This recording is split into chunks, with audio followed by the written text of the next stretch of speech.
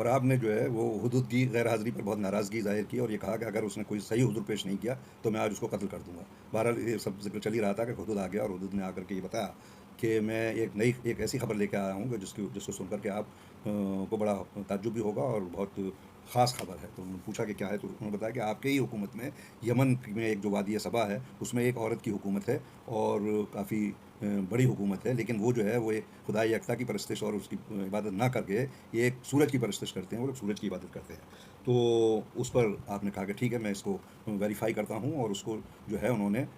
ایک خط لے کر کے اس سے کہا کہ یہ فوراً لے کے جاؤ، اور وہ خط جو ہے اس کو پہنچاؤ کہ میں جو ہے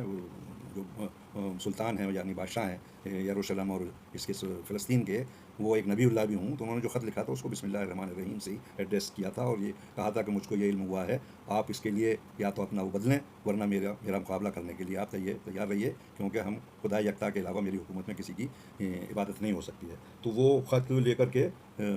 یہ گئے ہیں۔ تو اس میں جو ہے اس نے، چونکہ وہ اپنے جو اس کے حواری تھے اور جو اس کے صلاح کار تھے، سب سے مشورہ کیا کہ بھائی یہ آزمانا چاہیے کہ جو انہوں نے لکھا ہے یہ ہیں بھی نبی اللہ یا نہیں ہے۔ تو پہلے تو میں کچھ تحفے طوائف بھیجتی ہوں، اگر وہ اس کو منظور کرتے ہیں تو میں سمجھوں گی کہ وہ نہیں ہے۔ تو انہوں نے جو ہے ایک منظر بن عمرو کے ہمراہ اس نے جو ہے 500 غلام، 500 کنیزیں، اور تمام زنانے مردانے لباس، سونے چاندی کی اینٹیں، ہیرے جواہرات، موتیوں کے ڈبے، اور مشک و عنبر، اور 1000 دریائے گھوڑے، یہ سب بھجوائے اس کے منظر بن عمرو کے ہاتھوں۔ اور یہ بھجوا کر کے خود بھی وہ فوراً ہی اپنے صلاح کاروں کے ساتھ روانہ ہو گئی، اور ان کے پاس بھی ایک جو مولانا فرمان علی صاحب نے تفسیر میں لکھا ہے آیت کی کہ 30 گز بائی 30 گز بائی 30 گز کا ایک چھوٹا جہاز تھا جس سے وہ چلی، یعنی اس کے معنی یہ ٹیکنالوجی حضرت سلیمان کے پاس تو تھی ہی تھی، اور بھی کچھ لوگوں کے پاس تھی، تو وہ اس کو لے کر کے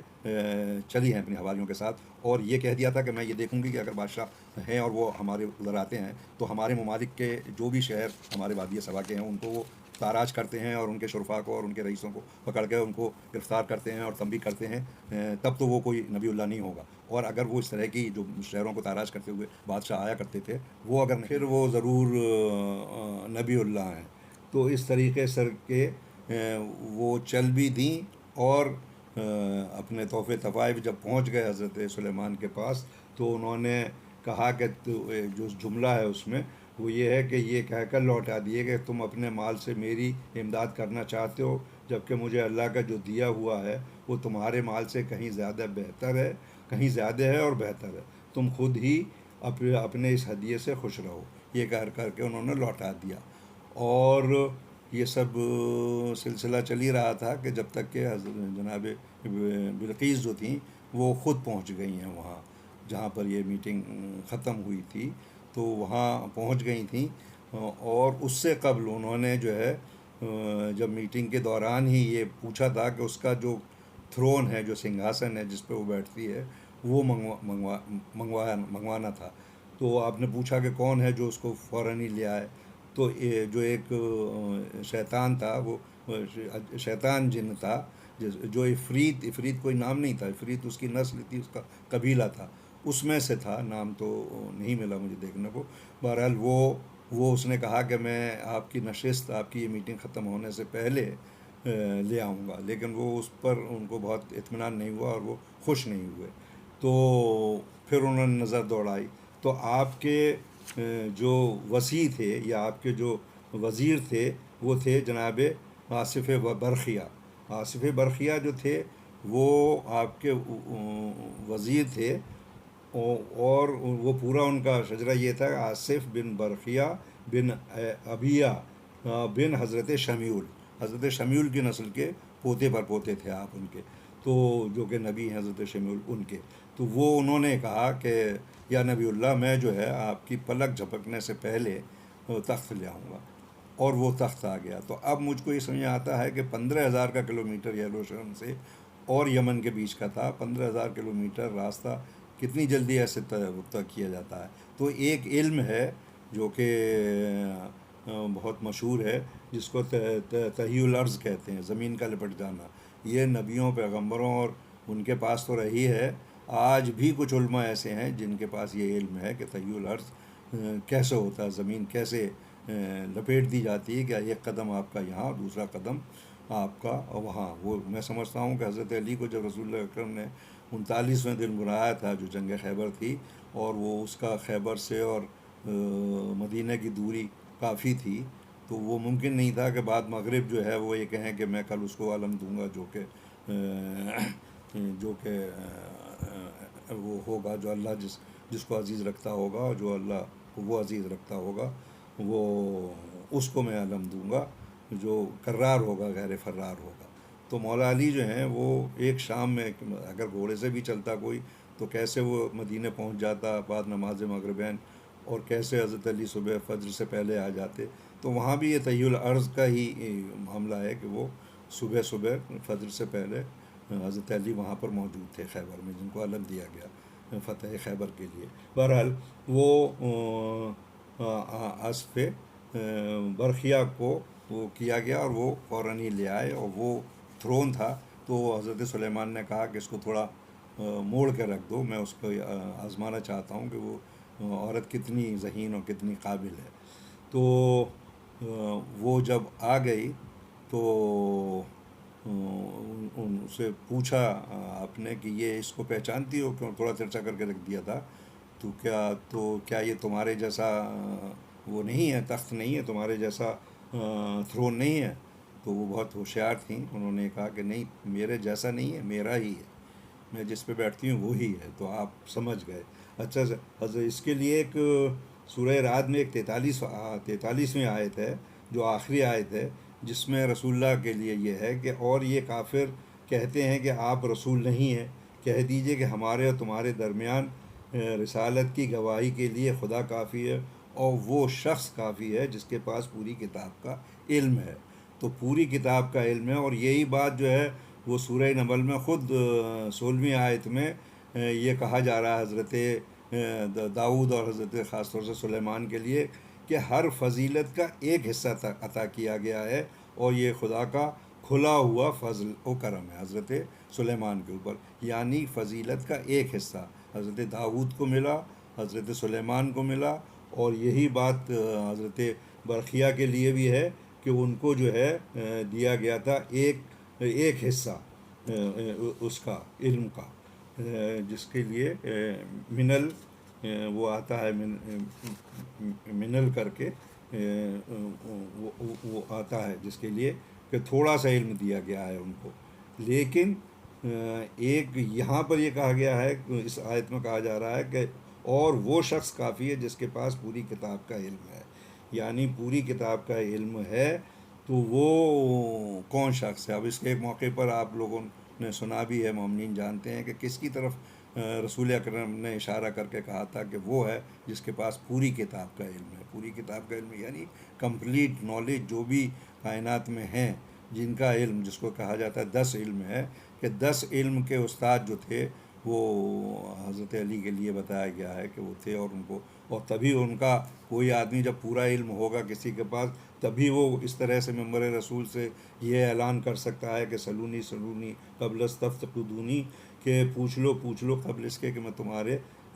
تم مجھے کھودو یا میں تمہارے درمیان سے چلا جاؤں۔ تو یہ جو ہے کوئی دوسرا اعلان اس طرح کا نہیں کر سکتا جب تک کہ اس کے پاس کمپلیٹ نالج، کمپلیٹ علم نہ ہو۔ تبھی یہ کھلا ہوا چیلنج تھا مولا علی کا حضرت اپنے دور میں، کہ میں زمین کے سے زیادہ آسمانوں کے راستوں سے واقف ہوں، تمہیں جو پوچھنا ہے پوچھ لو۔ تو وہی آدمی اس طرح کا دعویٰ کر سکتا ہے جس کے پاس پورا علم ہو، پوری کائنات کا علم ہو۔ اسی لیے یہ بات اس میں آتی ہے جو 43ویں آیت جو ہے سورہ رعد کی، کہ خدا میری گواہی کے لیے خدا کافی ہے، اور وہ شخص کافی ہے جس کے پاس پوری کتاب کا علم ہے۔ تو یہ ہے۔ پھر وہ آپ آگے کا واقعہ جانتے ہی ہیں کہ جناب بلقیس کو پھر اپنے اس میٹنگ ہال سے اور محل کے اندر لے جایا گیا، جس کے بیچ میں بھی ایک حوض یا ایک پول بنا ہوا تھا، جس میں پانی کی لہریں چلتی ہوئی دکھائی دے رہی تھیں، اور یہ بھی سب قرآن کا ہی اس کی جو ہے سورہ نمل کی 44ویں آیت ہے، جس میں انہیں کہا گیا کہ انہوں نے اپنے لباس کو اٹھایا حتیٰ کہ ان کی پنڈلیاں تک نمایاں ہو گئیں۔ تو پھر حضرت سلیمان نے کہا کہ نہیں، یہ پانی نہیں ہے اس میں، یہ اس وقت کا گلاس ورک، اس وقت کا مرر ورک، شیشے کا ورک تھا، جو میں سمجھتا ہوں شیاطین سے ہی کرایا گیا ہوگا، اسے اجنہ سے ہی کرایا گیا ہوگا، جو اس طرح کی لہریں مارتا ہوا وہ دکھ رہا تھا، لیکن وہ تھا شیشہ تھا، گلاس ورک، تو وہ گلاس ورک سے ہوا. پھر اس کے بعد آپ انہی سے آپ نے وہ کی، شادی کی، تو وہ بھی جناب بلقیس بھی آپ کی زوجیت میں آئیں. اب یہ بات زیادہ لمبی ہوتی جا رہی ہے، تو میں باقی چیزیں کچھ اگلے چیپٹر میں کور کرنے کی کوشش کروں گا. تیسری دعا اور سن لیجئے، 3 دعائیں تھیں. تیسری، جو بھی آپ اس پاک گھر میں آئے اس کے سارے گناہ معاف کر کے اسے نئی زندگی عطا فرما. یہ یروشلم کے لیے، اسی مسجد اقصیٰ کے لیے آپ فرما رہے ہیں کہ اس میں جو بھی آئے اس کی سارے گناہ معاف ہو جائیں اور اس کو نئی زندگی عطا ہو. اب یہ دعا بھی اگر نبی اللہ کی دعا ہے تو ظاہر ہے کہ پوری ہوئی ہوگی، لیکن یہ صرف مجھے تو لگتا ہے کہ جو وہاں ان حالات میں بھی عبادتیں کر رہے ہیں اور جو رہ رہے ہیں اور جو اس دور میں بھی وہاں اپنی عبادت اور نماز پڑھ پا رہے ہیں اور وہاں تک پہنچ پا رہے ہیں، یہ شاید ان کے لیے تو ہو سکتا ہے کہ ان کے لیے ہو. باقی تو دنیا کے لوگ وہاں پہنچ نہیں پا رہے ہیں، بہت ممکن نہیں ہے جس طرح کے حالات شروع سے ان لوگوں نے بنا رکھے ہیں. تو وہ کیسے، مطلب ان کے لیے دعا نہیں ہے جو ابھی نہیں پہنچ پا رہے ہیں یا پہنچے ہیں. بہرحال یہ اگر ہم یہ مانیں کہ دعا ابھی پوری ہو چکی ہے یا واللہ عالم پوری ابھی ہونا باقی ہے، تو یہ جب ہو گئی ہے تو یہ صرف ابھی انہی پہ لاگو ہوتی ہے جن کی زندگی وہاں پر جو ہے وہ داؤں پہ اور اسٹیک پہ لگی ہوئی ہے. اب میں بات کرتا ہوں ختم کے سورہ سبا کی 14ویں آیت میں، جس میں ان کا ذکر یہ ہے، حضرت سلیمان کی موت کا ذکر ہے کہ لکھا تو یہ ہے کہ وہ اس شہر میں، یعنی کہ ایک مسجد یا ایک بیت بنوا رہے تھے شام میں، شام کے ایک شہر میں جہاں حضرت موسیٰ نے ہالٹ کیا تھا، قیام کیا تھا، رکے تھے. اس جگہ پر آپ ایک مسجد یا ہو سکتا ہے دوسرا کوئی ہیکل سلیمانی بنوانا چاہتے ہوں، وہ بنوا رہے تھے اور اس کا وہ کئی سالوں کا پروجیکٹ تھا. تو اس کے بغل میں آپ نے ایک اپنی عبادت گاہ، کیونکہ عبادت تو حضرت داؤد بھی بہت کرتے تھے اور حضرت سلیمان بھی بہت کرتے تھے. کہتے یہ ہیں کہ وہ مہینوں کے لیے عبادت میں کھڑے ہو جاتے تھے اور عبادت کیا کرتے تھے. تو وہ کچی عبادت گاہ تھی جہاں پر آپ کھڑے ہو کے اپنا عصا جو آپ کی چھڑی تھی اس کے سارے کھڑے ہو کر کے کھلے میں، اور وہ تعمیر بھی دیکھتے جاتے تھے جو کہ جنہ اور انسان لوگ بنا رہے تھے، اور اس کے کھڑے کھڑے وہ دیکھا بھی کرتے تھے. تو جنات بہت عرصے تک یہی سمجھتے رہے کہ یہ عبادت کر رہے ہیں اور اس میں ہم لوگوں کو دیکھ بھی رہے ہیں. تو وہ کھڑے رہے، کچھ ذکر تو یہ ایک آدھ سال کی بات ہے، لیکن پتہ نہیں لگا کسی کو کہ حضرت سلیمان جا چکے ہیں. کیونکہ جب یہ آپ کو اللہ نے حکم کر دیا کہ جاؤ روح القبض کو، ملک موت کو، ملک الموت کو، کہ ان کی روح قبض کر لو، تو وہ عصا کے سہارے کھڑے رہے اور ان کی روح قبض ہو گئی. اور وہ جب تک کھڑے رہے جب تک کہ دیمک نے ان کے عصا کو یا ان کی چھڑی کو کھا کے ختم نہیں کر دیا. جب گرے ہیں تب یہ پتہ لگا ہے کہ حضرت سلیمان کا انتقال ہو گیا. اور یہ انتقال ہوا ہے 931 بی سی، یعنی قبل مسیح. تو یہ 39 سال آپ نے حکومت کی، اور یہ آپ کا تھوڑا سا اس کا وہ تھا جو میں نے بتانے کی کوشش کی ہے آپ کے حکومت کی طریقہ اور حکومت پر کس طرح. تو اب ہم یہ کہہ سکتے ہیں کہ کیا ایسی حکومت کسی کو آگے بھی ملنے کی امید ہے کہ جس کا راج جو ہے وہ چرند پرند اور حتیٰ کہ چینٹیوں تک پہ ہو، اجنہ پہ ہو، شیاطین پر ہو، انسانوں پہ تو ہوئی ہو، اور اس طرح کے جہاز جو اب بنتے ہیں، کیا وہ یہ بنا کسی میکینزم کے ہوا سے اڑنا، ہوا سے اترنا، اور اتنی بڑی پھیلی ہوئی حکومت اور یہ خوشحالی کا عالم جس کو میں نے ہلکے سے بیان کرنے کی کوشش کی، کیا کسی کی ایسی حکومت ہو سکتی ہے یا آئندہ ہوگی؟ اس کا امکان بہت بالکل نہیں ہے، کیونکہ ایک نبی نے دعا کی تھی اور اللہ نے اس دعا کو پورا کیا. تو یہ آپ کی سلطنت کا ذکر جو ہے وہ تا حیات تا حشر رہے گا۔ اب اگلے چیپٹر میں یہ کوشش کروں گا کہ یہ ہیکل سلیمانی جو پہلی مرتبہ